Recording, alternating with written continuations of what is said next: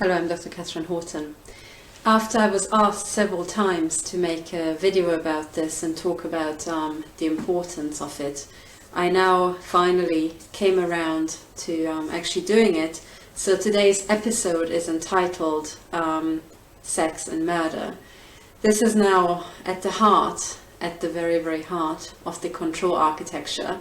So those of you who are new to this series, we're talking about the intelligence agencies and the inner control architecture of our societies. And it turns out that sex and murder play a key role in this, as does mental illness, which is brought about by certain types of sex and murder. So this is the precursor, and you have to understand what we're up against right now. You have to understand this aspect. It took me some time to actually make this video because it's so important that people understand the architecture before they approach this topic, and it's very, very important that they also understand certain aspects of data analysis, things like selection biases and so on, because what we're dealing with here is so easy to misunderstand. So behind me, the white board is absolutely cluttered with things from previous episodes, and every single thing that's behind me, for example the organigram showing deep capture, takes so much time to actually understand. And really well, it's probably very easy to understand by itself, but it takes a long time to actually develop an inner feeling and recognize it as underlying our societies. Similarly, the categorization you can see above me, splitting the entirety of society into normal people, if you like, then weaponized morons and psychopaths just out for their own self-gratification, is also quite, it's not the worldview that you would normally have. And then finally, next to me here, this tower of ecosystems, economy, finance, directed energy, weapons and corruption shows the tower of problems that we have, with the most urgent one at the top, which is the collapsing ecosystems, that actually relies on all the other ones, which is why it's a tower. So just like in a tower, you have to make a solid foundation before you can tackle the level above. So in order to be able to solve the directed energy weapon attacks that I'm also suffering from continuously, and whilst I'm also making this video, we have to solve the corruption in our systems.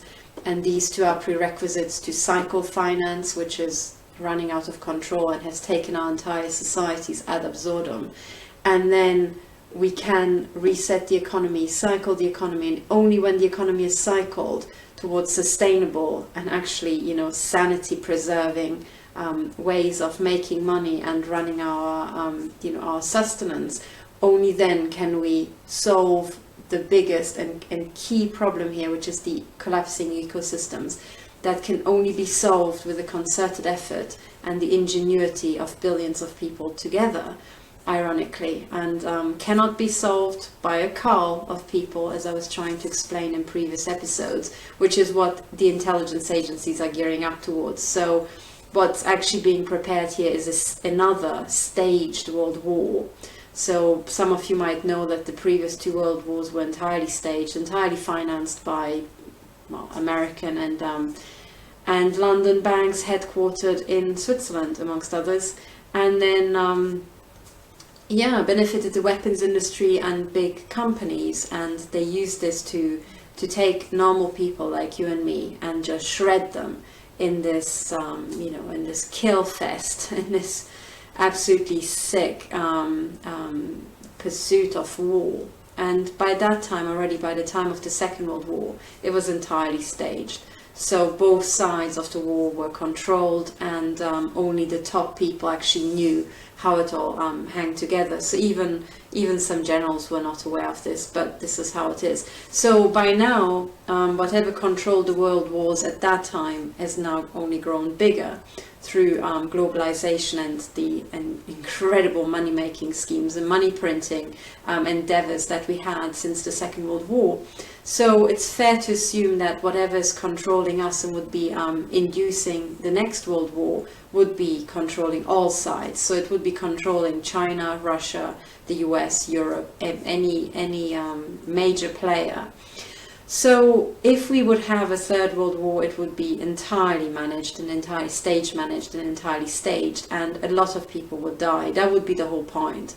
And right now we have so-called leadership, which are cartel holders, who seem to be under the impression that we're too many people on planet Earth, and the only way to remedy that is to cull 2/3 of us, or some sort of ratio like that. And any systems analyst who looks into the complex human systems we have will very quickly realize that that would be certain death. So there are ways to survive World War III, but there's no way for anybody on planet Earth to survive killing off 2/3 of our people, for reasons to do with system non-linearity. But anyway, so this plan is really not practicable. And it is, what it actually is a reflection of the mental illness that is at the very top of our organizations. So I already explained deep capture by clinical psychopaths who are, clinically insane. That's a naturally occurring phenomenon with pyramid organizations. And it will lead to an accumulation of psychopaths, quite a thick layer of psychopaths actually, when the organizations are particularly high, because they are sucking psychopaths from every point of the organization as they migrate up through their career structure. And also organizations that are particularly old, so they have many generations cycling through the system, leading to they entirely deplete the upper layers, frankly. It will not be surprising to anybody who's worked in large organizations at all, but this is how it is. And it's not just companies that have this sort of psychopath magnet effect, it's any sort of pyramid organization. So it will be true of the UN, if you like, of governments and many other things, and certainly the intelligence agencies, for sure. So this is all part of the problem. Now you might wonder, what is missing? What's missing in this image? And especially because previously I already alluded to the importance of some sexual practices or sexual predilections. Everybody will be familiar with the operation of honeypots at the lowest levels here, and then actually all throughout the ranks really. So sex is very important in trying to lure people, trap people, trying to switch off their minds and make them make decisions based on other factors apart from just, reasoned arguments. But it's much more important than that. I also mentioned pedophilia. Why is pedophilia so prevalent? Why are people who blow the whistle on pedophilia hounded with intelligence agency methods? Well, that's because pedophilia underlines the entire control structure. So when you have people at the very, very top who are all psychopaths and they don't really care, you have to have a very strong control mechanism to keep them in check. And the control files are the one way to do it, but the control files have to be very, very strict. So you can't just have a control file on somebody just because they're doing drugs or having an affair these days anymore. That just won't do, because doing drugs and having an affair is pretty much just fashionable if you're in government or anywhere else. So that's not going to do it. So you have to have something strict. So it has to be something like pedophilia, necrophilia comes to mind. Some people mention bestiality. Yes, that would be also. And also serial killers. So, people do get off on murdering people, sadly. And having a serial killer would also, be suitable, in inverted commas, for this sort of current legacy system architecture we have. So it just stands to reason that as the psychopaths at the top compete and try to impress each other and try to scare each other off, it will just get sicker and sicker. So what you expect to find at the very top are, corpse-loving pedophile serial killers, which is pretty close to what we actually find at the top. So, the theory holds up, but it's much deeper than that, and there are other forms of sexuality that also play into it. And we have to understand it, to understand the data we have about the victims, to understand how to help the victims, and also to understand how on earth to cycle this legacy system, because this legacy system just isn't practicable any longer. So this is just a summary of all the things you need to have knocking around in your head as we're now approaching the next topic, the topic of sex and murder. Another aspect that also feeds into it is what I discussed last time, which was Monarch programming and MK Ultra, and there were so many programs named differently but doing pretty much the same thing, which is through trauma try to compartmentalize the brain. So mind-shattering sort of programs whereby you would traumatize typically a very young child severely by showing them murder and corpses and something that they would really be traumatized by extremely, and do it again and again until what the brain seems to do, as far as I understand, is put up firewalls to be able to just operate normally. So it would compartmentalize trauma away from normal brain functions.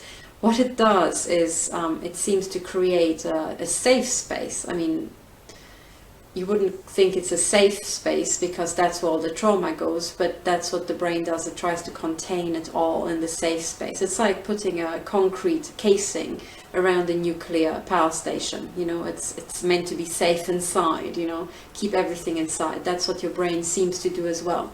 And it does it such that it only accesses that bit of the trauma and these, you know, the upheaval when it has to.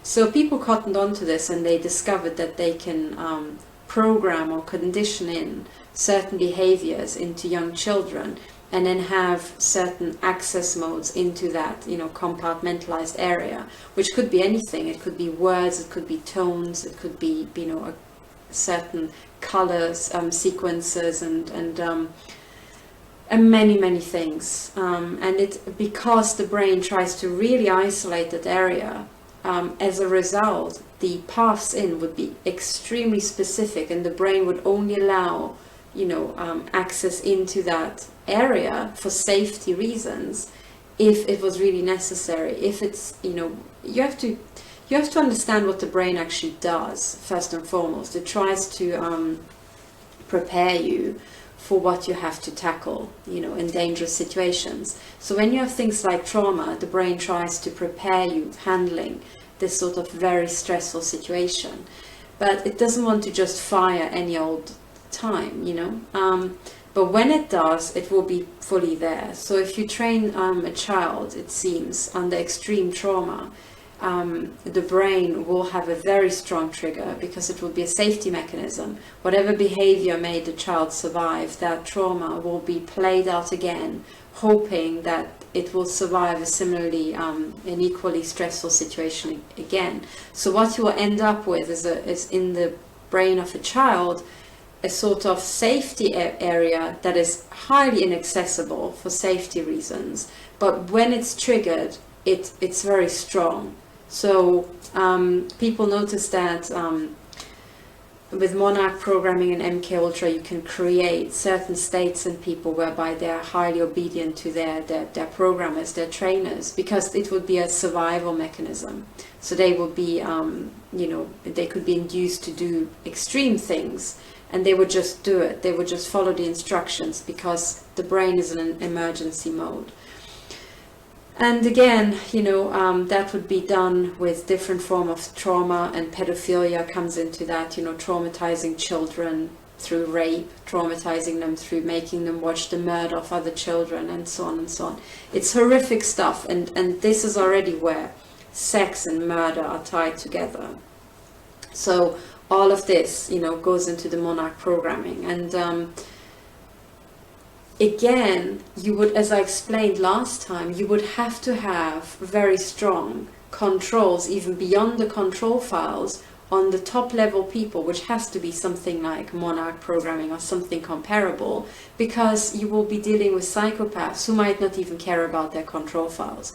Remember, they are impulsive, they don't have remorse, and they don't give a damn about you. So you have to have something hardwired into their brain. So this is why Monarch programming at the top level of, say, the intelligence agencies or the military, or equally, you know, dangerous and powerful places, would be an ingredient. So the previous generation will try to control the next generation to, you know, make them just obey rules. So you end up with these organizations where at the very top everybody's a frickin' pedophile and, you know, Monarch programmed and totally whacked in the head. And this is why, you know, this is why, because at the very top that's the only way to have control. So, okay. Now also I'm inviting actually comments and suggestions and help, because things like Monarch programming and trauma pervade the upper parts of all these organizations, and they will have tentacles reaching down all the way, because this person would want a slave and this person would want a slave and so on. So actually Monarch programming and trauma-based mind control, pedophilia, rape, and any sort of trauma and control of others will be pervading our society. So there will be millions of people exposed to this, millions of people suffering from it. And if we really want to cycle our legacy systems, we have to find a quick, reliable, and good way of cycling out of that as well. Which also means somehow undoing all the sex trauma, all the Monarch programming, and so on. And there are several ways to do it. If people remember what has been done to them, it means that the brain builds a bridge in, so you don't just have the, you know, the safety, the emergency entrance in. Your brain suddenly starts to have, you know, other links in. It's like dismantling the concrete around the nuclear power station. So you dismantle the compartmentalization by allowing your brain to mull over the events in different moods, in different sort of ways and lights, and having, most importantly, more, you know, synaptic connections to that. And then you can digest, you can break it down into small bits. So this is why remembering it helps, because suddenly you will have, you know, build lots of synapses, and it will not be a compartmentalized thing. So you've got much more control about how you behave when you're entering that. And then the question came, how are you going to remember it? Well, some people can do it with drugs. I do not recommend using drugs. It might be the quickest way, because what you do is chemically just flush your brain. So, you know, it might be firing in all sorts of ways, and therefore also access this sort of area of your brain, you know, chemically induced. I'm sure you can also induce it electromagnetically with all the mind control weapons, but either way, I don't recommend these methods, because you would not be in control. You would not be in control. You would be at the mercy of these chemicals, so or at the mercy of somebody else, you know, zapping your brain. And really the best way to do it is through resonance. So there's a way to make your brain tackle, you know, injured parts of your brain and you know, traumatic memories, and that's when you're perfectly at ease and when you're empowered. And that's why I was talking about trying to learn about yourself, what you resonate with. Do you resonate with music? Do you resonate with other people? And then, you know, get into that mood, and then when you're perfectly happy and you feel perfectly safe and perfectly empowered, that's when your brain will naturally go and do repair work and find itself actually where it has to go to do that. It sounds incredible, and it takes a lot of going into yourself and finding this resonance point, but it is the safest and the best way to do it. And the reason why, it's because your brain would only take as much as it can chew. Okay, so you would not be flooded with this trauma, but you would actually, you know, in a lasting fashion, digest it, break it up, come to terms with it, you know, find a way to, you know, redefine it, and then move on. So I bang on about this because this is so important. Right now we're stuck. I'm a victim out here, you know, I am being held down by a bunch of gang stalkers and degenerate thugs in the intelligence agencies who are mutilating me to death with their mind control, you know, experiments with their nanoparticles. My head is being irradiated and shot into non-stop in my home. They cooked me out of my home this week. I had to flee my own home several times because the irradiation is so insane, and they shoot, you know, microwave weapons in, and you think, how can normal people become so insane? And then you realize, to understand the insanity, you have to understand the sex and the murder. And for that, to understand that, you have to understand Monarch programming. And to understand that, you have to understand deep capture, and yada, yada, yada. So when I went through that, you know, and I finally understood, now I'm trying to, you know, go back to the beginning and bring everybody back and make them understand what we're dealing with by going through these steps. So it is very important that we find ways to diffuse the Monarch programming, okay? And at the end of the day, what it's in the best situation, you can diffuse it. You can diffuse it. You will still be left with a certain state in your brain that is fundamentally different because it's pretty hardwired by that time. But it is like as if someone had just built an attic in your home, or an extra room. Let's call it a panic room. Someone built a panic room, okay? And you know, the way they built it is if you go in there, there will be just knives and guns, because it's all about self-defense and fighting and killing other people and this sort of stuff. If you don't like it, you know, by the time you found the entrance to your panic room and you found the key and you can go in at your ease, you can just open the door, look at all those weapons, those knives and balaclavas and machine guns that someone put there, and think, I don't need this. And get rid of it and clear it out and put something else inside instead. It really works like that. So for the people, there are people who actually went through this, it can become your own panic room, but it has to be yours. You choose the keys. You choose the keys to access that room. And when you go in there, you're safe. Okay? You're not in war mode. You are safe. And you can get there. And it is literally like, you know, opening some panic room someone built in your home, thinking, whoa, what a freak show. Getting all the junk out, which might take some time, and then refurnishing it the way you want.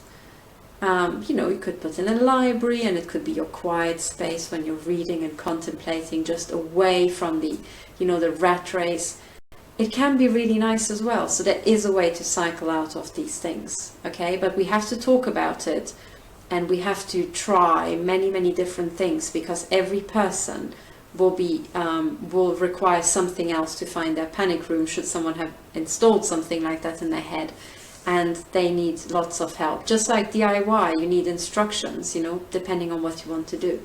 So we need to open the discussion now, and we need to get going on this. So, and I know for sure, for sure, that the vast majority of agents in military intelligence certainly will have been put through something like that. So anybody from, you know, MI5, 6, the BND and the NDB who's listening to this probably knows what I'm talking about.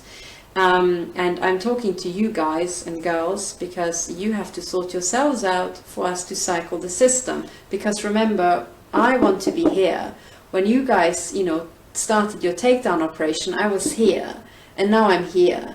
Well, you know, really, I'm needed there, and I'm pissing around with your stupid corruption and your idiotic directed energy weapons, and I have to spell it out for you, so please, hurry the fuck up. But anyway, there we are. Okay. So, now on to other forms of sex and murder. And so, just to recap, the pedophilia we already discussed, that's for the control files. The child murder, the human sacrifice and all that sort of stuff, that's for the control files, okay? It's to generate the control files. But there are extra levels on top of that. And I want to talk about two aspects here, and I have to approach both of them. Yeah, I think one more carefully than the other. So let's start with the easier one, even though it's more heavy going. That one is easier to understand. So let's start with the pedophilia. Okay, so what on earth is the function of pedophilia? Because one of them was, as I said, to create control files, you know, on the people. But the control files go from the bottom all the way to the top. So at the bottom you might have just normal pedophilia. At the, you know, at the higher you get, the more it's about child sacrifice, because you have to prove your worth amongst psychopaths. So you have to almost out-psychopath other psychopaths, right? So it's going to get pretty sick.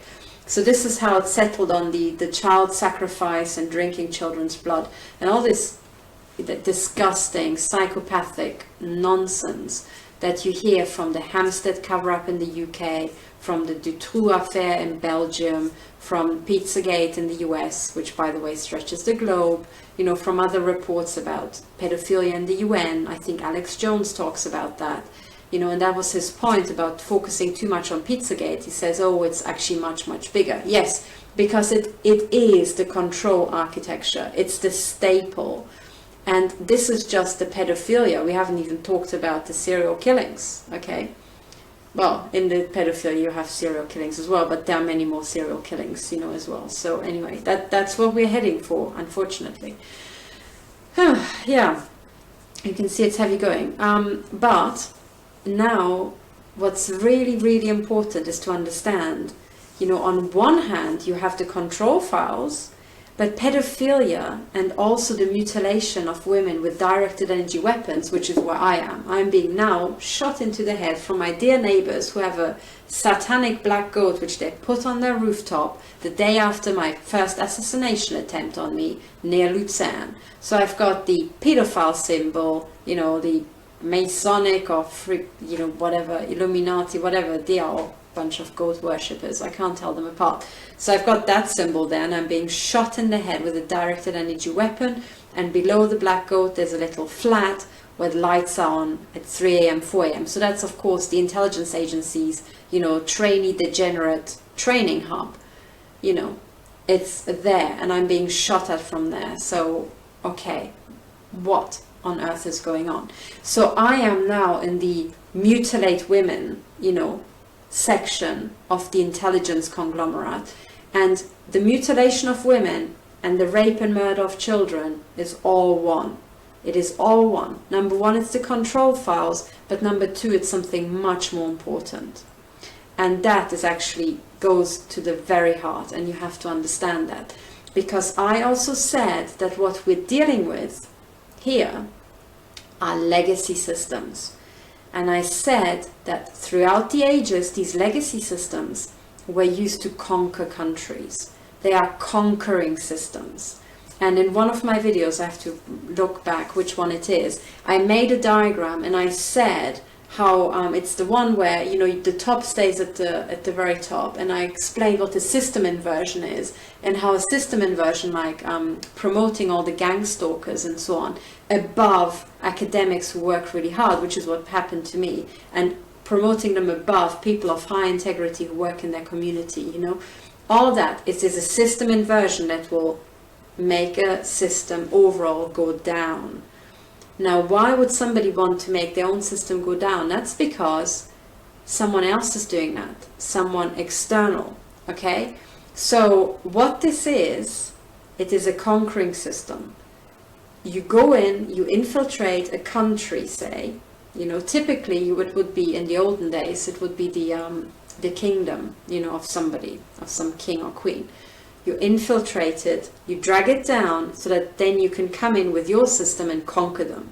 So you have to drag them down, okay? And this model, that's where the pedophilia comes in, is ancient. It's ancient. I'm not a historian, so I can't, you know, prove to you that it's going back to whatever, you know, ancient Egypt, but I'm pretty sure it does, because it is such a winning formula. So again, what it does is you are making control files, but you are putting, in a sense, what you're doing is you're promoting people up whose top qualification for the job is that they're pedophiles.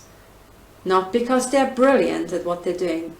You know, if you've got two people and one of them is normal and is brilliant and the other one is equally brilliant but a pedophile, you'll take the pedophile. Now, if somebody's brilliant and somebody's less brilliant but a pedophile, you will still take the pedophile. Okay, because you've got a control mechanism over him. So already this is a system inversion.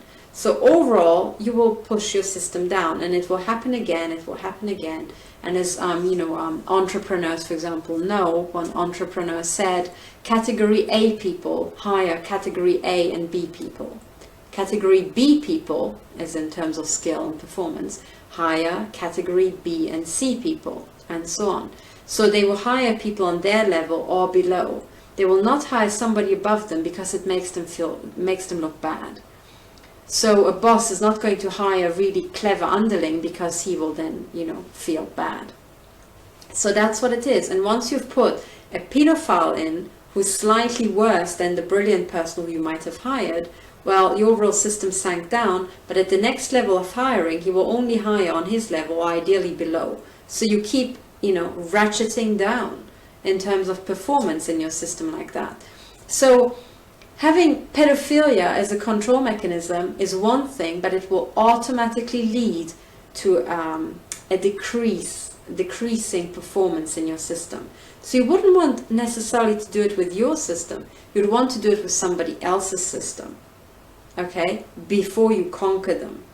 So you'd want to put in all the Satanists and all the kitty fuckers and promote them high up. I'm sorry about the word, but I just want to make sure that it's clear I don't have any respect for these people. So I'm going to use the most disrespectful language I possibly can, because that's what they are. So imagine, right, those kitty fuckers are promoted up into high levels, into high positions. They, their biggest concern will be, of course, to rape children, not to be amazing. And then you have, degraded the entire system. And then you can come in with your conquering army. And because you're just faced with a bunch of pedophiles, you can just clear the deck before midday. And that's the point. That is the point. So when you have this this accumulation of pedophiles, it also means that there's an external mechanism whereby a foreign entity is trying to take you over. So as soon as the pedophiles proliferate in the upper levels, you can already tell, there is foreign infiltration and this foreign power is planning to take me over. Follow straight away. If the pedophilia isn't enough, you look to the women. What happens to the women? If the women are being mutilated and tortured like I am, right, it means again there's a foreign power preparing an invasion. Why? Because that's also psychological. When a foreign army invades a country, the way they can humiliate the men and show them that they have lost is to rape their women. It's this sort of impulse of, we've got the bitches now. We do whatever we want with them. Some, will actually have their wife, their daughters raped and murdered, and it's this showing a man that he's utterly lost a war because he can't protect the women anymore. Okay, it's also psychological, it's possessive, they're ours now, but it's just them being ours is usually not enough. They also want to destroy those women. They want to mutilate them to show to the other side that, look, we are desecrating, we are mutilating your possessions, the things that you love. Okay, so that is the story behind it. So now that I'm here in Switzerland, I'm not Swiss, okay? I'm not Swiss, but I know for a fact that in Switzerland also Swiss people are being mutilated. In Germany, German people are being mutilated, okay? And in the UK people are being mutilated, and Dr. John Hall says 70% or more are women. 70 to 80% are women. Now that is the telltale signature of war crimes and sexual violence. So automatically we can say it seems to be the case that there's a marauding horde in the West that is behaving, like an invading army, because it is mutilating the women predominantly.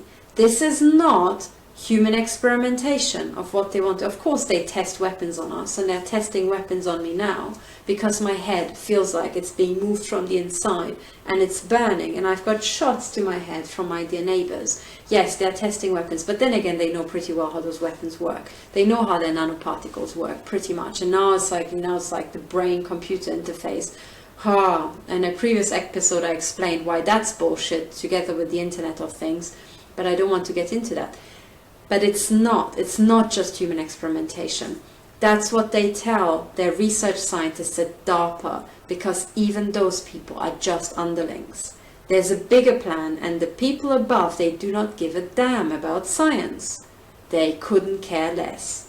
So the ultimate thing will be the biggest money-making scheme, which is asset stripping countries. To asset strip them, you have to pull them down to then come in from the outside, and that's what's happening.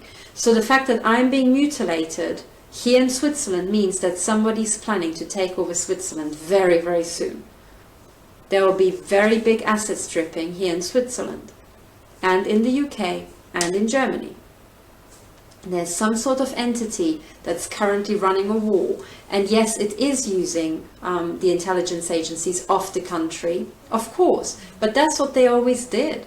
When they asset stripped Russia, when they asset stripped China, that's the London and American bankers, you know, headquartered here in Switzerland, what they did is they used the intelligence agencies, but nevertheless it was a foreign power, it was foreign infiltration. Why would you always use the intelligence agencies? Because they're deep capture machines. If you capture the top, no one can tell because they're secret. Okay, all right?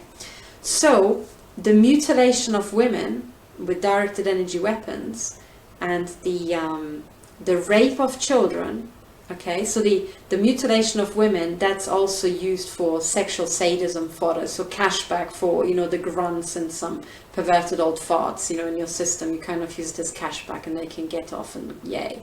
But the ultimate thing is always, because senior psychopaths do not really particularly care, you know, about, how to put it, you know, the phallus of other men in the system. They're not going to cater to their, you know, titillation just out of kindness. It will have some sort of function for them, typically money-making scheme and power for them. So that's what it is. And the question is, what is the power? And this is it. It is the asset stripping of that country. Okay? That's what it's about. So now you see the close connection, hopefully, between the mutilation of women, that being a war crime, being sexual violence, and the asset stripping of countries, and also pedophilia, rampant pedophilia, being the precursor to a country being taken over. Now, from previous news reports, I think in the UK press, we already heard that previous, you know, long ago, previous heads of MI5 and MI6 were involved in pedophilia, not just organizing it, which just goes without saying, but also consuming it. And that's, you know, this entire architecture. And then also there are reports from all around the world, from that South Africa, you know, pretty much to absolutely everywhere, you know, to the US, to Australia, where, and certainly the UK and all these places, where you have also these rituals, you know, these kind of like, oh God, you know, rituals about the rape and murder of women and the rape and murder of children and so on. And this entire ritual thing, even if it happens as part of whatever you want to call them, the Illuminati, the Freemasons, or the Royal Arch Freemasons, it doesn't pissing matter, because what it is, it's a loyalty scheme, okay? The Freemasons and the Royal Arch Freemasons and all the Illuminati and all that jazz, what this is, is the top level organizing a bunch of gullible morons into their loyalty schemes, okay? So all this sort of, you know, the props, the mood lighting and the hoods and the whatever you might have, candles and whatnot, torches and, you know, coffins and yeah, that is just theater. It is the razzle dazzle to get all those stupid people in, to generate the control files, and then to get the heads of the intelligence agencies hooked on pedophilia, to take over their country through them, to degrade the country through them. This is a conquering system, so somebody else comes in and conquers you, you know, by degrading yourself, you know, your entire stock of people. And if you think about it for a second, it's pretty obvious, because in the end you'll end up at the top with a bunch of men who get off on dominating children. So how pathetic does a man have to become when his pride is not even dominating and impressing women, it's dominating children? And we're talking like 3- and 4-year-olds and babies and stuff like that. Wow. I mean, that is taking a man and pulling him down to even below the wanker level, right? There are no words in the female vocabulary to describe tossers quite so pathetic, okay? So you have taken men and you've turned them into just detritus, human detritus. and then you take that human detritus and you put them back up. Now that's the system inversion, right? You put them back up to lead MI5 and MI6, right? That's what traditionally happened, okay? It's in the newspapers. I got it from you guys, don't get upset with me. And also remember that the same will have happened in Germany, everywhere around the world, okay? Switzerland, US, everywhere. So not just banging on about, you know, British intelligence before they sit there crying. So this is it. It is a system inversion, right? And you will have put the most, you know, the biggest waste of space tossers to the top of these organizations. You will have taken down the entire quality. So these people's top qualifications are now that they put their knob into little children before they murder them. That is not exactly military strategy excellence, is it? So that's their top qualification, and that's the whole point. You don't want people who are top in military strategy because you want to take over that country, okay? So you're using them to screw themselves, you know, to push them down, to take over. So this is the real, the bigger actual point in pedophilia. And it's amazing because you have these reports about the heads of MI5 and MI6 in the olden days, you know, and the historic pedophile scandals, having reports that they visit all these things, and, you know, other reports where they're taking part in all these like weird fucked in the head rituals, you know, with the mood lighting and all that, and, you know, the whatever hooded, torched up Freemason, you know, eyes wide shut sort of thing. And you think you have really the so-called top of your, the creme de la creme, although I somehow don't really want to use that term in this context. You have those people, right, considered the top, going to these events, shagging children, and at no point do they just stop and have an epiphany. Like, it just doesn't happen. At no point do they think, like, literally, you have to imagine, right, the mood lighting, you, I don't know what, in a chateau or a cave or something with torches and hoods, and I don't know what you do, like, you know, mutilate and murder and shag children, okay. So you're busy doing that. You've got all these blokes around who are all like heads of the military and heads of military so-called intelligence, and all these people, and, you know, MPs and judges and all that. And then none of them, not one of them suddenly goes, guys, just a second. Sorry, Ted, could you just take your knob out of that kid just for a second? Yeah, I know, but just for a second. I just thought of something. Guys, what the fuck are we doing here? Does it ever happen? Does that ever happen that they think, hang on, we are the top military leadership, we're all men, and we're fucking 2-year-olds? Does it mean something in terms of military strategy? Curiously, it doesn't seem to have happened at all for centuries. So these guys haven't understood what they're doing, right? They haven't understood what they're doing. What they're doing is not just shag children and accumulate control files, which is what they think they're doing, to climb up that, you know, the shaft of Freemasonry, you know, to the League of Dickheads, hopefully one day. No, what they are doing is they are taking their country down and preparing it for invasion. All right? Military personnel fucking children is equal to invasion being prepared. Okay? Because it pushes them down, and then someone else, because think about it, you only need an army where your top leadership is not fucking children and you're on to winner. It's that easy, right? It is literally that easy, because you will have men of a totally different caliber, because their entire, you know, self-worth and what they're striving for isn't just, you know, satisfied with dominating a 2-year-old, you know, and that's all you need. And that's exactly what is happening now. This is why I'm saying, as soon as you have the mutilation of women, you know, with these directed energy weapons, as soon as you see the statistics, 70 to 80% women are being attacked, you think, ah, that is an invading army. We have an invading army on our soil. Who could that be? That's it. Then when you hear the pedophile scandals, you think, oh shit, invasion being prepared. That's it. That's what it is. And the big business plan is to asset strip the West. It's to asset strip the US and to asset strip Europe. And if you want to asset strip Europe, you would pretty quickly want to come here to Switzerland.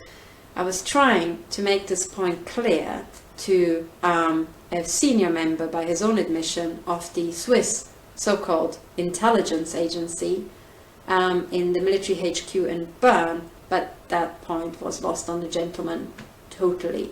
So I hope somebody maybe who watches this video can maybe take a diagram and explain what I just explained to these people patiently. I think it would really help us. So it would certainly improve the national security situation here in Switzerland, which I think is a high time. So that is the importance of the pedophilia and the mutilation of women, and I hope you now understand how very, very important it is. Now there's a second aspect to this, another form of sexuality, and that is homosexuality, and that also has a very, very important role to play. However, this is now the most important topic to discuss, because people will bend backwards to try to misunderstand, okay? And try to say that I'm homophobic or I'm trying to imply this and that. No, I'm not.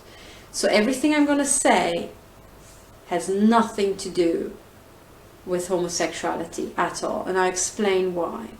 But I have to talk about homosexuals because they're important systemically, okay? So what has homosexuality got to do with it? Well, homosexuality has at first is just a selection bias, as it turns out. It is just a selection bias, and people who don't understand data selection and data analysis can come to wrong conclusions very easily. At first it is just a selection bias, but it has devastating consequences for the system. Okay, so now let me explain what I mean. What I mean is the following. When people and historians look through, as far as I'm aware, through the, for example, the Gestapo and the Waffen-SS and all these militaristic, secret service types, they discovered, curiously, that it seemed to be full of gay men, okay?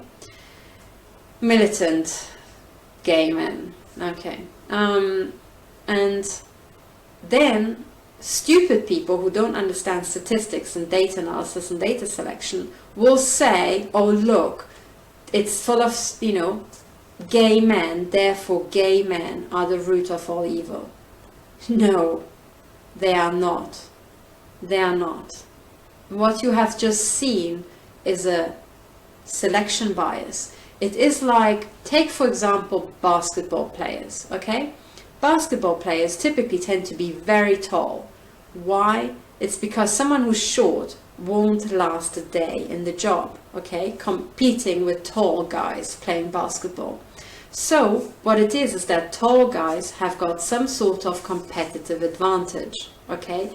In basketball, it's their height. Now, when you're talking about things like the military, what you will end up with is that you have men, typically, right? Because it's the military, it's a very manly thing to do, and, involves killing people and lifting heavy stuff and running and all this sporty stuff. So men will have a competitive advantage. So that's why the military is mostly men, okay?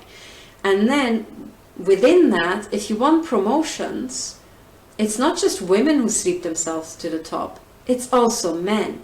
So have an admixture of gay men, and men can sleep themselves to the top, okay? So as soon as you've got one gay man who's willing to promote maybe another man who's gay, or maybe just wants to sleep himself to the top for career reasons, which also happens, by the way, you will have this accumulation, right?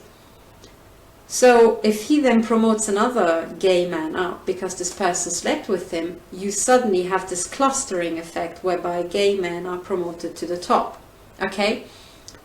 Don't get upset about gay men. It has nothing to do with gayness, okay? You see the same effect when you have, for example, large companies, and you have this weird effect whereby, women who are, kind of like, when in doubt, you know, will end up rising to the top. Okay, so you end up with these like pussycat dolls in very close to the top leadership. Why? It's because the men at the top pick who comes up, and they want eye candy because they're just pushing paper around anyway. So, you know, that's their perk, their job perk. So that's a pre-selection bias, and you will see it in most organizations, especially psychopathic ones. Now in the military, exactly the same effect happens. It is exactly the same. And as much as in most other systems, in all companies and governments and so on, you'll have these, you know, pussycats being promoted up because the guys like to sleep with them. In the military, where it's mostly men, you'll have, you know, gay men being promoted up, and thereby it leads to a, you know, an accumulation of gay men at the top. Okay, now this is a natural process. Okay, so when you have the military or military intelligence and this sort of stuff, you expect to find a large accumulation of gay men just through that. Okay, that is what I mean. It is a selection bias. Okay, the system selects these people and thereby leads to an accumulation of a particular feature. Okay, so there are many other examples of that. And then you can also see how sometimes two things correlate because of this. For example, I think once, you know, statistic I read a long time ago somewhere, that was when you had people noticed that businessmen in the 19th century who were caught cooking their books, so you know, committing accountancy fraud, were also much more likely to cheat on their wife. And you think, what does one thing have to do with the other? Well, what it was is that if you wanted to, you know, you had a secretary who would enter stuff into the books, right? This could be a male secretary or a female secretary. If you had female secretaries, because you wanted eye candy, okay, you'd have a female secretary. And therefore, it would be much easier for you to cook your books and get away with it if you slept with your secretary. Okay, because she would be in on it. So it was this sort of close cohesion that enabled or facilitated or made committing the crime much easier. Okay, and when you have thousands and thousands of companies, this plays out in all of them, right? In all companies or most companies, the boss thinks, oh yeah, well, you know, I'm married, but, you know, it would be nice to have some eye candy at work. So when a pretty secretary comes along, he hires her. And then, you know, he wants to cheat tax and yada, yada, yada. And those who sleep with their secretaries have a much easier time to get away with it. Okay? So, these are all pre-selection biases. You cannot say in reverse that any, you know, man who sleeps with his secretary is going to cheat tax or something, defraud the inland revenue, you know, or cook his books. It doesn't work that way. It works the other way. So once you sleep with your secretary, it's so much easier to commit accountancy fraud, right? Statistically speaking, we're talking, you know, small accumulations. But, you know, that way it works, but not necessarily the other way. Okay? So if you're not predisposed towards, you know, committing tax fraud, you're not going to suddenly commit tax fraud just because you have a hell of a time with your secretary, you know, at work, after work, whenever. So that is it. So you have to understand, you know, the actual mechanism behind this, and you have to understand selection biases in large data sets to get your head around this. So after all this, I want to go back to the, you know, the homosexuals at the top of the military. So it is because of this, number one, men sleeping themselves to the top, that leads to a selection bias. Number two, also, if you take the intelligence agencies, they were very secretive organizations. And they, you know, would be in sabotage and covering things up. So if you're gay and your profession is cover things up, that's brilliant, right? Because you can, it's compartmentalized, you can do what the hell you like, you can get away with everything, certainly murder, therefore also homosexuality. So the intelligence agencies were traditionally a fantastic place for gay men, which led again to gay men, once they were inside the system, thinking, oh, this is great, inviting other gay men in. So before long, you end up with MI5 and MI6 and also German intelligence and Swiss intelligence being basically gay outfits, you know, and it's just this pre-selection bias. Hence the joke in the last episode, you know, about Sir John Scarlett perhaps being the only straight in the, you know, straight guy in the village, being, you know, the only straight guy in MI6, because traditionally these people were very heavily, you know, gay.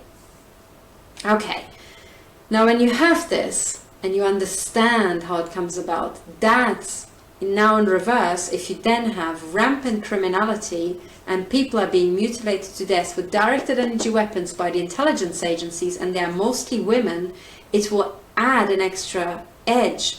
What it would be is that these organizations who are tasked with testing directed energy weapons and, you know, trafficking women for the titillation of people in the establishment, you know, for mutilation purposes, so that these people can live out their sexual sadist fantasies. Okay, so those gay men would be tasked with this, and then they would traffic the women and so on. That would be their day job. But there would be an extra edge, because if they are gay, they also are more or less self-sufficient and might consider women to be a waste of space. And they might, you know, also consider children to be a waste of space. Well, you know, because two guys together, they won't necessarily want to, you know, they might, but not all of them necessarily want to have a home and raise children. So, you know, women and children tend to go out of the window much quicker when you have these sort of situations. And therefore, again, to understand the sex ratio of the victims and why women are being mutilated so ferociously and so sadistically with directed energy weapons. And many people pointed that out to me by now, that they have met male and female victims, but mostly it's women, and the women are mutilated ridiculously. They are mutilated to death. Of course, there's the other side where the men are just bumped off, they're just murdered, and that's it. And the women are, you know, kept alive for longer because someone gets a kick out of mutilating them. So that, you know, ironically extends their lifespan a bit. So that effect certainly exists. But overall, you know, you will be faced with a military or a military intelligence system full of gay men who think that women are just a waste of space, and they will mutilate them to death like they're doing with me right now. Okay, so I'm literally receiving shots into my head as I'm talking, and I can hear cavitation pops in my head because someone is shooting microwave pulses from over there. And the Swiss police and the Swiss military police refuse to do anything. So now you understand why, because analyzing the system, you can be pretty sure that the Swiss military police is probably going to be predominantly a gay affair. Okay? It just is. It's just a pre-selection bias. There will be some straight men, but at the top I would expect it to be just mostly gay men, you know. And that, if you don't believe me and you want to have victim testimonies, there is one. For example, the very detailed and excellent testimony of Kay Griggs, I think that was her name. And she gave very detailed testimony about military intelligence in the US. And it is just full of gays. It's just gay men who have some, you know, alibi wives who they terrify and mistreat, but mostly they blossom when they're with their, you know, fit young boyfriends. You know, that's all these generals and so on that she's talking about, and military intelligence guys in the US. So the first time you hear this testimony, you think, whoa, how the hell can this be? Is everybody gay? Well, yeah, in those parts, because she was talking to people at the very top, very close to the cartel. Yes, those men are mostly gay. It doesn't mean that just because you're gay, you're going to be an evil bastard who wants to take over the world. No, because that's, again, doing the reverse, which doesn't work. The reverse logic does not work. As much as just sleeping with your secretary doesn't make you suddenly want to cheat tax, okay? So being gay doesn't mean you want to mutilate women and you want to traffic children and kill them. It doesn't mean that. And it doesn't mean you want to take over the world, okay? It does not mean that, and I've never said that, okay? That's the reverse that dumb people who don't understand data analysis and statistics will try to say, but it's not like that. It only goes one way. You first have the accumulation of gay men by a natural selection process, okay? And there's nothing wrong with that in itself. Then these gay men will be put through Monarch programming, will be, you know, traumatized, made to be hyper-psychopathic, hyper-aggressive. Then they already might consider women to be a waste of space. Then they're let loose on the women. And these, by that time, degenerate nutters, not so much because they're gay, but very much because they're Monarch programmed and psychopathic, will be let loose on the women. And they will just shred them to pieces and not give a shit. And that's what we see. Okay? It does not mean that if you're a woman who's being attacked with directed energy weapons, you have to get angry at gay men. No. You have to get angry at men. That's all it means. Right? At men. First of all, the men who mutilate you, and second of all, the men who typically don't support you, either because they're busy screwing children or because they just lost their balls somewhere and haven't found them yet. You know, that's what it is. That's what it actually is. So this is how sexuality comes into it. How does murder come into it? It's like, oh my God, murder comes into it at absolutely every stage. Because once you have built this sort of system, okay, what you have is total psychopaths who are trying to control other psychopaths. And these psychopaths only understand the language of threats and murder. Okay, now when these people talk to somebody down here, they will try to talk the same language as they talk to the people here, right? To other psychopaths. So when you're a normal person, these guys, to control you or make you do what they want you to do, they wouldn't have to threaten you or anything. They could just ask nicely, you know, and we could all do that. But asking nicely with these guys doesn't work. And because most of them are that way, when one guy comes in, he will be just threatened. And if he doesn't do what he has to do, he's not going to be asked twice. He's going to be bumped off. Because if these guys are not listening, that's dangerous. They have to be bumped off. Otherwise, the other people, the other psychopaths think, oh, you know, the lead psychopath has gone weak.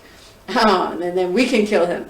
So, you know, that's why you have all this murdering going on in military intelligence and all this stuff. And when they murder, typically they will also be highly sexualized, you know.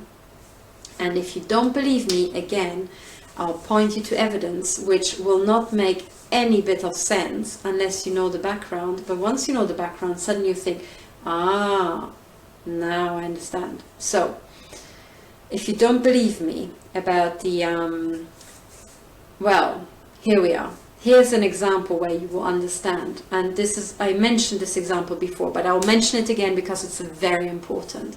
I want you to look back at all the previous whistleblowers, some of whom were murdered, some of whom were not really whistleblowers, but agents who were murdered. And there's probably an entire list of agents, and most of them I don't know about because it's not public. So I'll talk about the agents, the whistleblowers and agents who were murdered, okay? And there were several, and some they were just murdered and nothing further happened, but there were some whistleblowers who were maltreated and almost murdered, and then some non-whistleblowers who were murdered. That are highly unusual. So the cases I'm referring to in terms of the whistleblowers, and now I said it before, but I'll say it again. I want you to consider what happened to Chelsea Manning, you know, previously Bradley Manning became Chelsea Manning. He became a woman when he was put through this ordeal, you know, or maybe he wanted to be a woman already before, but anyway, he was in the military, he blew the whistle, you know, he's a total hero, he just revealed all this really disgusting stuff in the military, and then he was locked away, even though what he revealed was utter, degenerate, psychopathic criminality. So the people who were doing it need to be where Chelsea Manning is now, you know? Okay. But he also became a woman. Okay. And then he was put through hell. Now, also consider what happened. What happened to David Shayler in the UK. Okay. He and his girlfriend at the time, Annie Machon, I never know how to pronounce it. So David and Annie, they were put through hell. They were hounded, they were gang stalked, terrorized, you know, actually they were put through exactly the same thing that all victims of the intelligence agencies are put through, myself included. And then in the end, their relationship broke up under this insane tension. David Shayler, you know, I think had a breakdown or something, and or maybe not, maybe he just had actually, you know, they called it a breakdown, but actually what happened is that he figured out the system. But either way, he's now, I think, also dressing as a woman. And there's nothing wrong with that. I'm the last person to say that there's anything wrong with dressing or being a woman, you know. Then the third case I would like you to consider, in all of the cases I mentioned so far, there was just severe psychopathology in, you know, on the side of the military and the intelligence agencies. The other case that's very close to my heart and that I want everybody to consider is the death of Gareth Williams. That is hugely important, actually. And again, for those of you who don't know, as far as I am informed, Gareth was found dead in what is actually or what was an MI6 safe house. And he was found dead in a sports bag that was zipped. His body was in the sports bag, wrapped up in a fairly compact sports bag, wrapped up, zipped, with the handles, you know, folded over, the Velcro over the handles from the outside, and a padlock on the outside. And I think the bathtub was partially filled with water. And he was declared to have killed himself. Yeah. Well, Gareth was one of the math prodigies who died. But what was also interesting, I mean, if that wasn't enough, is that I think one article said that they found very expensive women's clothes strewn around his flat. Okay. Right? Alright. So, first of all, of course, Gareth didn't kill himself. Okay, I mean, he was a freaking genius, but still, you know, if anybody would have pulled that off, it would have been him. But it's not really a math genius's way to go by showing the world how amazing he is by wrapping himself into a sports bag, you know, and putting the lock on seemingly from the outside. So that's not what happened. So Gareth was killed, spectacularly, in an MI6 safe house. But then what's really interesting is the women's clothes strewn around the flat. Okay? Now, we can go back and we can think, you can just do data analysis on that and say, you know, you take the whistleblowers, and people become whistleblowers. They're not predisposed to become whistleblowers just because they want to become women, or because they are, you know, transgender, or because they cross-dress. No, they become whistleblowers because they've got spine and integrity, and that's pretty universal, you know. So that becoming a whistleblower and witnessing something really shocking has nothing to do with sexuality. And yet you have this high accumulation of people who've become women after that, in the phase when they were hounded, or when they were murdered, or they, you know, it was alleged that Gareth was cross-dressing, I think. That's so interesting, because the data sample that you select has nothing that would, you know, explain this accumulation of people or men showing female features. So what's going on? And then you put in the fact that, hang on a second, these men were all working for predominantly gay organization. Then, you know, Chelsea Manning and David Shayler were whistleblowers, so they went through the, you know, hounding and maiming program. And that's when this happened. And then on the other hand, you've got Gareth Williams, who died in a safe house. Now, whatever made him die, he might have died of other causes and ended up, you know, but someone came into an MI6 safe house, which probably must be one of the most surveyed things on the planet. Okay, so whoever came in was MI6.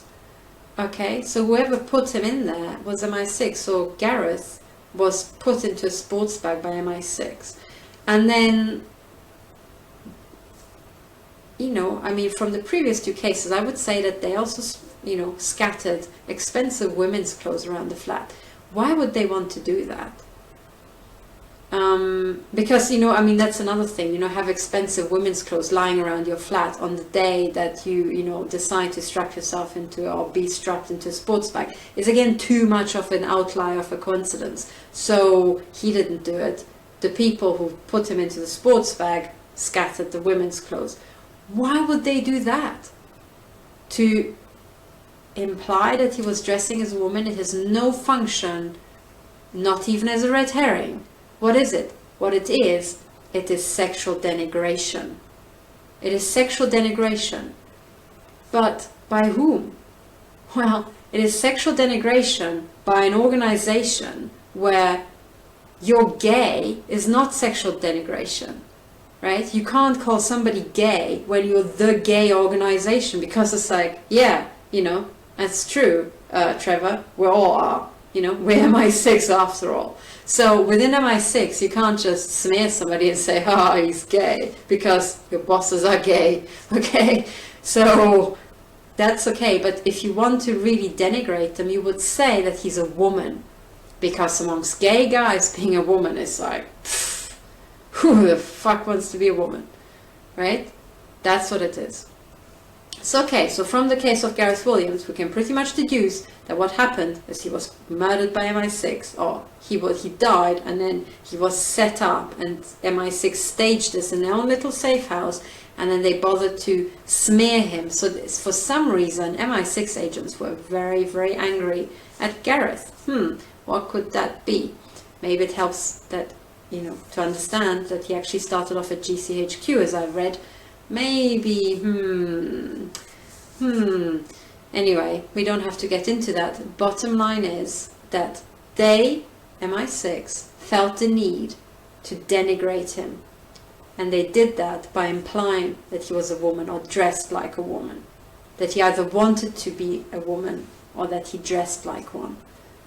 So again, sexuality matters the earth. And unless you understand what MI6 traditionally was, you cannot understand what it means when you suddenly have expensive women's clothes, not just strewn around the flat, but they make a point out of putting that into the papers and bang on about that.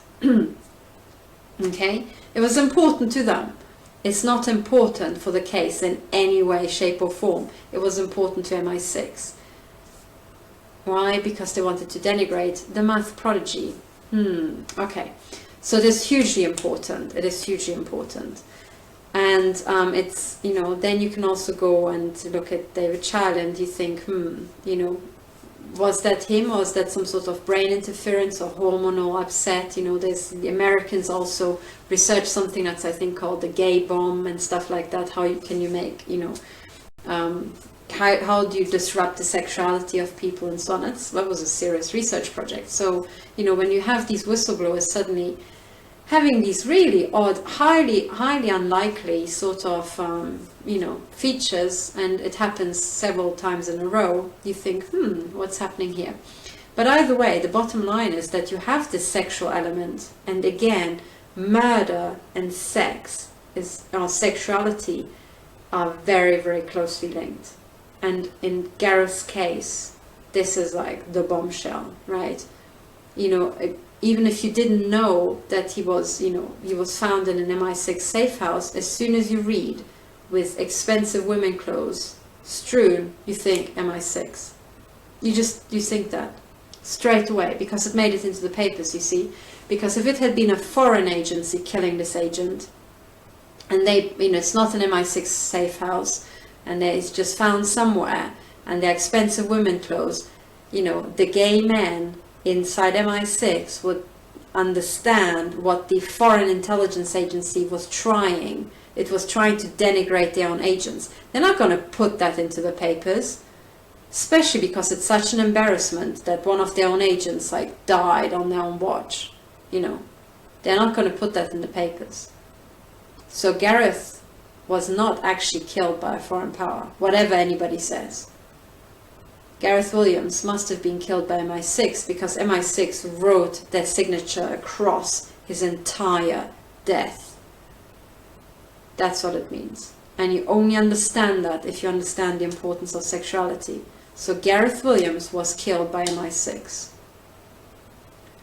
Maybe it helps to understand that that's not telling you anything like super secret here. This is just common sense. But another public snippet in the public domain, and it's also, I think it was in a BBC article or one of the mainstream press, it said that Gareth, before he died, he was saying to his sister that he really wanted to get back to GCHQ because he didn't like, I think, as he put it, the fast cars and misogynist environment of MI6. So he wanted to get back to GCHQ, to the coding people. Yeah, fast cars. Money, machismo, misogyny. Yeah, that's what you would expect, okay? Now, when you have analyzed this, there's actually so much more to his death because MI6 didn't stop there. One of the things that when I heard about this and I, looked around, I thought, what on earth just happened?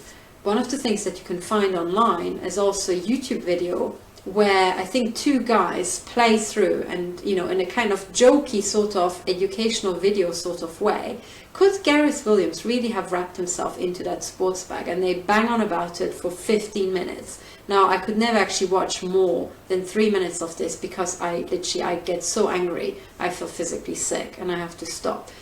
But the mere fact that we have this little video out there when one of the MI6 agents dies so egregiously, and the two blokes who are doing this are there with a British accent, and if I remember the images of the bathroom correctly, it looks like a bathroom somewhere in London. It's like from the plumbing, the general, shitness of the plumbing, you think that's in somewhere in England, probably. So you have literally two British blokes staging that in a British bathroom and putting it up online, and the British intelligence agencies leave it up online. Well, if a foreign power had killed Gareth Williams, and I would be the head of MI5 or MI6, any trace of that video would be wiped off the last recesses of the internet to make a point, because otherwise it would be laughing in your face.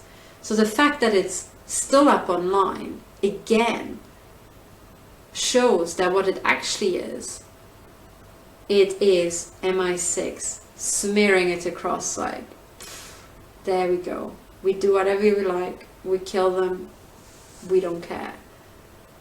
And then they make such a mockfest out of this. Now with all these things combined, with the women's clothes, where Gareth was, found, how he was found, the cover-up afterwards, many other questions, and then this little video that's put out there, who was the head of MI6 at the time? Hang on. The person who attended Gareth's funeral was, I think, John Soares. Now,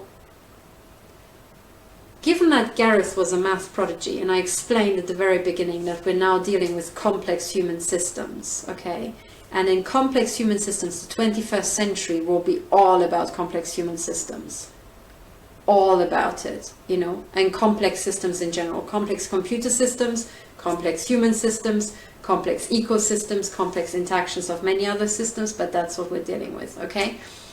In that environment, every mathematician you have is worth gold. Every math prodigy you have is worth gold, because in complex systems, prodigies have natural intelligence, not so much AI, but natural intelligence, right? And within seconds, they can recognize things that other people take years to recognize or might not even get to in their life.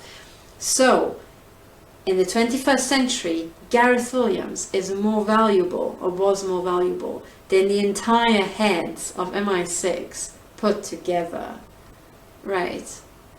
That's just a fact from maths and physics. So, when you have him murdered so egregiously, what it is, and you know, the head of MI6 at the time lets it happen the way he did, he might not realize, but what he actually does is that Gareth's death is a loss to my generation. He was my age. And then when you have that little video put out, okay, and then the head of MI6 actually goes and attends the funeral with this little video out there, and the women's clothes, you know, making it into the newspapers, what this is essentially John Soros turning around to my generation and saying, fuck you to my generation. And I guess it's my responsibility, now that I talk about it, to turn around and say, no, Sir John, fuck you. Fuck you. So, anyway, this is now the importance of sex in the intelligence agencies and murder. They love murder. They murder absolutely everybody of value, it seems. And they do it, if you understand why, they do it for the same reason they fuck children, as it seems, which is because they, without knowing, are preparing the takeover of the UK, or the takeover of Germany, or the takeover of Switzerland by a foreign power, by a foreign entity. That's why. That's why the mass prodigies die, because they have to go for somebody else to come in. Okay? It's degrading the country before you come in from elsewhere. So, how the hell to cycle out of this? The only way to cycle out of it is to actually get through to these guys and say, well, you know, because of the collapsing ecosystems, that sets actually a pretty tight deadline. We have to go through this tower and work through it very quickly, like actually by yesterday. Killing 2/3 of the population is not going to fly because of the complex supply chains and the complex systems we have. Literally nothing will work if you do that. Agriculture won't work. It will be a total collapse, internal collapse. Okay, we don't have the knowledge and the skills to be doing things, you know, in a really basic fashion. So that doesn't actually work. So what we have to do is solve the corruption, stop the directed energy weapon attacks into the heads of intelligent people, like it's happening now here in Switzerland, even after I notified Markus Seiler and I asked him to cease and desist several times. The dude still hasn't understood that shooting into my head is equal to preparing the invasion of Switzerland, because it takes like 32 steps to understand, which is way past most men, let's be honest. So here we are. Yeah, but we have to do all this, I'm afraid, gentlemen. So for us to be able to stop the corruption, I mean, you know, we want to be here to cycle the economy, to cycle finance, right? To be able to cycle the economy. We have to stop the directed energy weapons. We can't, because you're all so freaking corrupt. And why are you so corrupt? Well, I explained, because of all these mechanisms, because of the corruption of the kiddie fucking, right? Which, you know, as a result, put men there whose top qualification is that they put their knob into children. Not because they are experts at military strategy, okay? That's why they don't understand these 32 steps programs I'm trying to talk about. Okay. Now, that's not even it all, right? Because on top of that, they also have control files. So they have to listen to whoever's above them. Must be somebody really ancient, right? And really rich. They have to listen to that. And then on top of the control files, they are Monarch programmed. And interestingly enough, you know, the very same John Soros, to whom I sent a message just now, was also the person who appeared in the previous episode at the end, whose family featured in the Daily Mail, right? And his daughter and his wife, if that's actually his daughter and his wife, you know, could be swapped images. But either way, you know, those two ladies claiming to be his daughter and his wife seem to be doing a chair dance, right? Seem to imply that they are both sold into slavery, and it also seems to imply that the head of MI6 seems to be selling his daughter into slavery as well, because she was parroting her mom on the chair dance. So that's pretty Monarch programming, you know, slavery, mindfuck nonsense that these people seem to be really deep into. Sadly, they are so deep into it as they are deep into their own backsides. and we have to get their head out to be able to cycle the system, like really urgently. So, you know, we have to, that's why all these pedophile arrests are really important, because we need to get the pedophiles out of the system to put the real people here, because some people actually down here, you know, they have to be put back. For example, one person talking about murder, one of the women, a woman who was also attacked with directed energy weapons, you know, she was attacked for 10 years, was Dr. Rauni, the ex-chief medical officer of Finland. Now, Dr. Rauni is one of those brilliant women. I think she spoke 5 languages fluently. She was amazing. She was super smart, super clever, and also she was an expert in military strategy. And she saw all this. And imagine, as a woman, she was trying to warn. She was trying to warn us all from what is coming, because she understood military strategy. She understood national security. Guess what happened to her? She was publicly executed by the intelligence agencies with directed energy weapons. She was publicly executed in February 2015. So we have what seems to be, I'm sorry, I'm sorry, that really goes deep, because Dr. Rauni was one of the most precious people we had. She was a national treasure, and she was publicly executed. So whoever isn't incensed and outraged about the murder of Dr. Rauni doesn't understand national security, because she was one of our generals and she was murdered. And actually Gareth Williams the same. He was one of the generals of my generation, and he was murdered, and then he was mocked posthumously. And similarly Aaron Schwartz, he was one of the generals of my generation, and he was murdered. So that's what we're dealing with, ladies and gentlemen. Murder goes to the heart of this. And when sexual denigration and mockery ensues, then you know that the foreign army is preparing to take us over. That's what it means. So I hope I could explain these things to you. I want again draw your attention to the fact that I also mentioned the importance of homosexuality, but do not ever try to do the reverse and say our problem are gay men. No, they are not. It just so happens, because of a selection bias, excuse me, I'm also hit on my throat, and then I can't speak when I'm being hit with these weapons. Gay men are not our problem. It is true that there happen to be an accumulation of militant gay men at the top of the military and the intelligence agencies by a natural selection process. Okay, that's a selection bias. Okay, and yes, once those militant gay guys are let loose with directed energy weapons on women, they'll maul them to pieces, because they don't care. They're not just psychopathic, they're also gay, and so women are a waste of space. But you cannot do the reverse and say, oh, gay men are the problem, because they're not.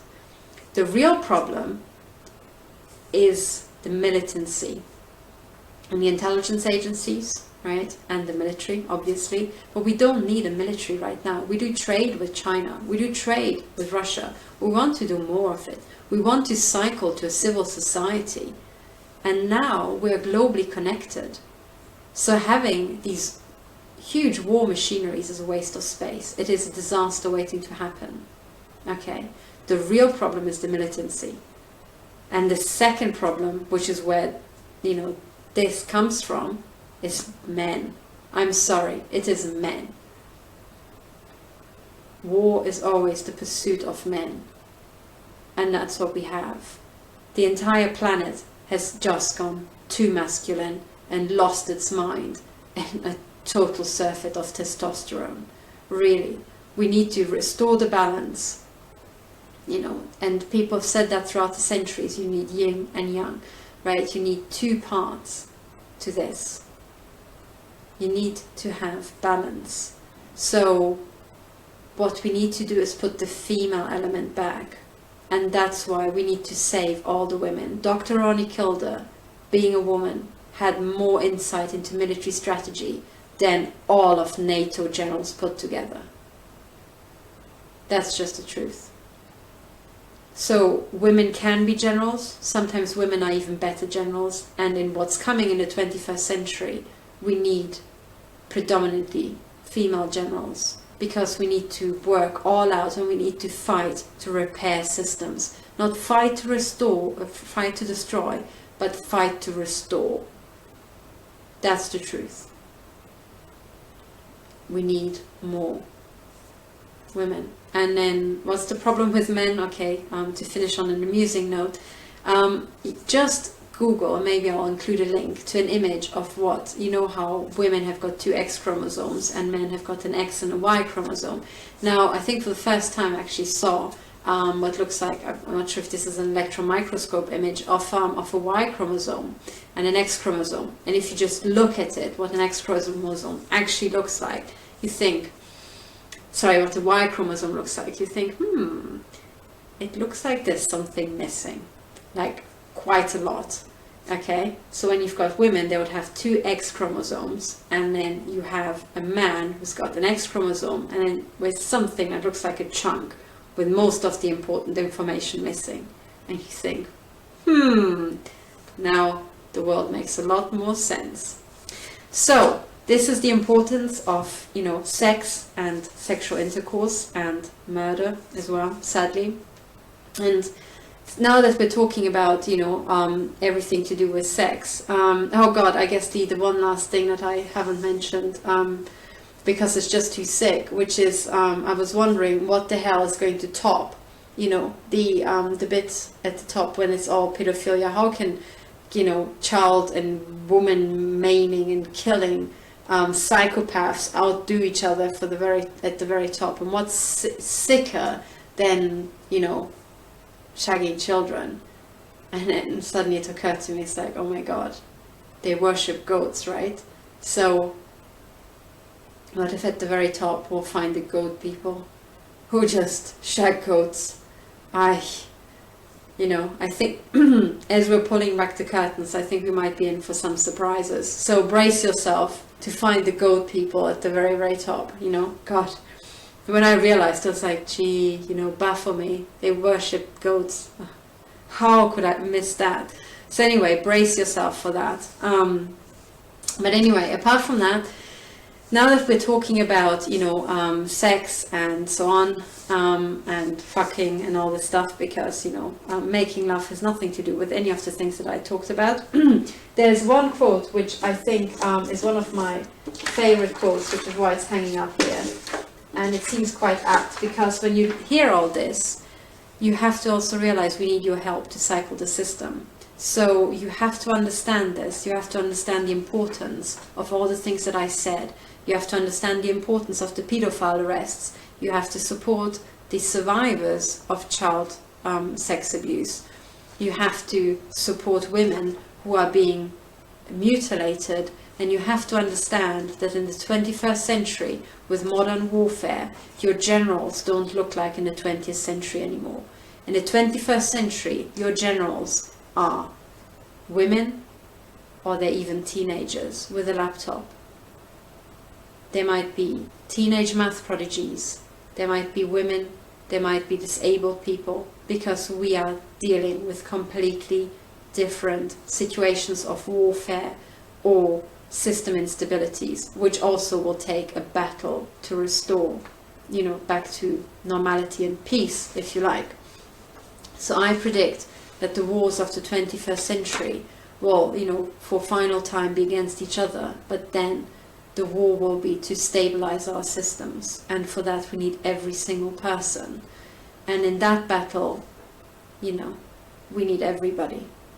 We need absolutely everybody. And it doesn't matter what color you are, if you have a disability or not. What really matters is how you interface with other people and how you can stabilize the system.